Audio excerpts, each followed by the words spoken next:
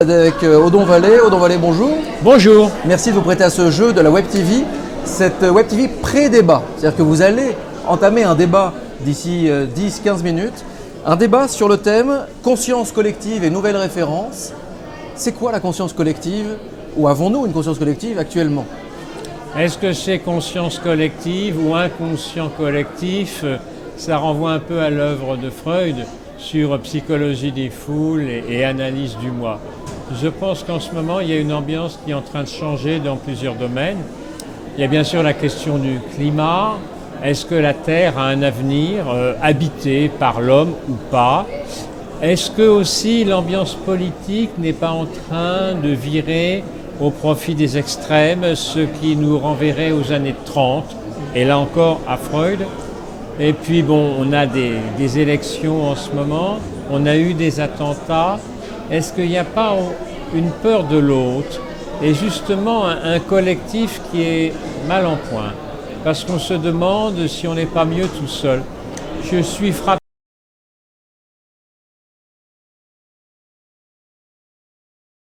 Moins de monde pour faire du jogging autour du Luxembourg.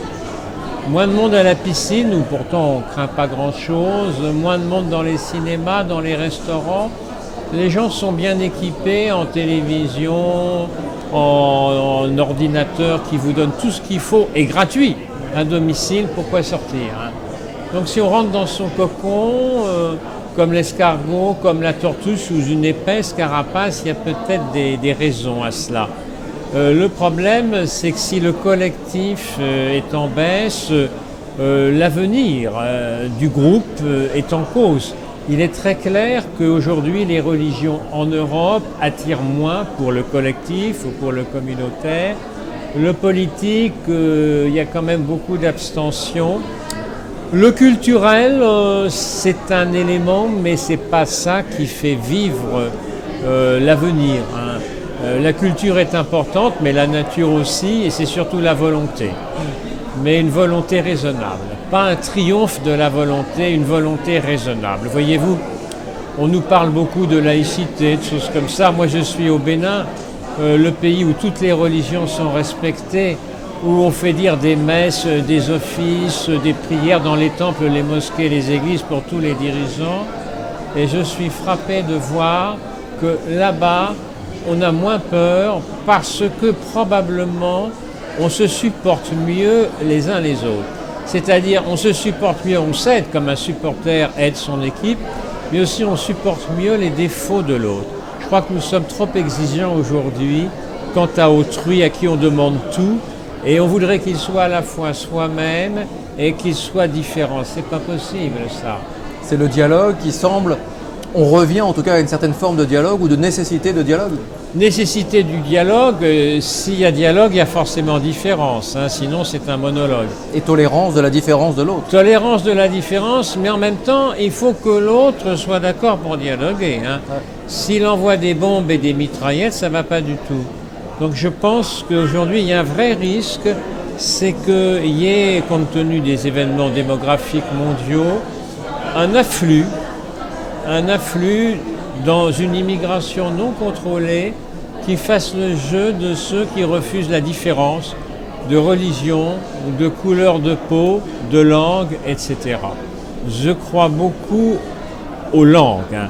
J'ai le plus grand laboratoire de langue de toute l'Afrique francophone à Porto Novo, j'y crois.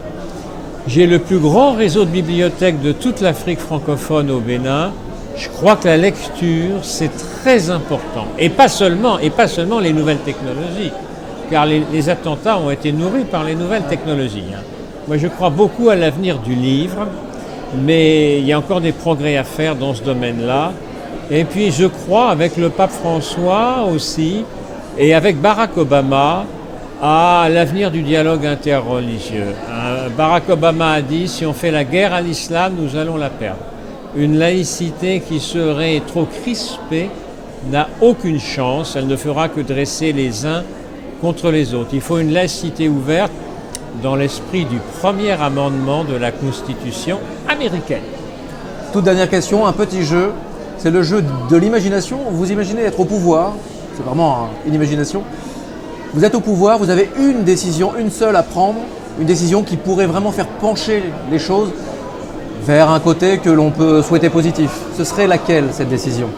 Eh bien, je dis mon pire ennemi est celui qui me complète, donc je ne dirai du mal de personne, y compris de mes pires adversaires. Et si on va voter, mon ennemi électoral, je le ménage. Et je pense sincèrement que c'est comme ça qu'on peut affaiblir l'opposition en ayant la tactique de l'édredon ou du matelas et un langage toujours très posé, très mesuré. Écoutons un peu de Bach, ça nous fera du bien. Après, il faut que cette approche soit partagée. Il faut l'expliquer, cette approche. Il faut l'expliquer, il faut la justifier. Il ne faut jamais parler de son ennemi, jamais le nommer.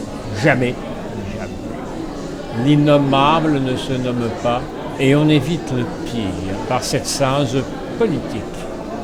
Merci beaucoup, Odon Vallet.